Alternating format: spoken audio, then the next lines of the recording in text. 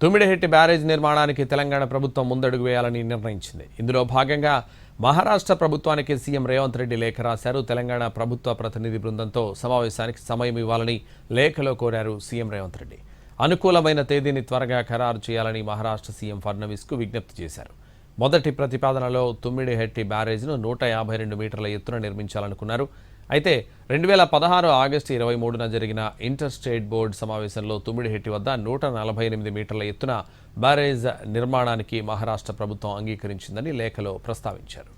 అవసరమైన అనుమతులకు సహకారం అందిస్తామని కూడా మహారాష్ట్ర అప్పట్లో తెలిపింది. ఇటీవల ప్రాణహిత చేవెళ్ల ప్రాజెక్టును పూర్తి చేయాలని నిర్ణయించాం కాబట్టి తుమ్మిడిహెట్టి నిర్మాణంపై చర్చించేందుకు సమయం ఇవ్వాలని మహారాష్ట్ర సీఎంకు రాసిన లేఖలో ప్రస్తావించారు సీఎం రేవంత్ రెడ్డి. 148 మీటర్ల ఎఫ్ఆర్ఎల్ ఉత్తర తెలంగాణ అవసరాలకు సరిపోదని లేఖలో వివరించారు. ఆదిలాబాద్, నిజామాబాద్, కరీంనగర్, మెదక్ జిల్లాల తాగునీటి అవసరాల దృష్ట్యా ఎత్తుపై మళ్లీ చర్చ అవసరమని ప్రస్తావించారు సీఎం రేవంత్ రెడ్డి.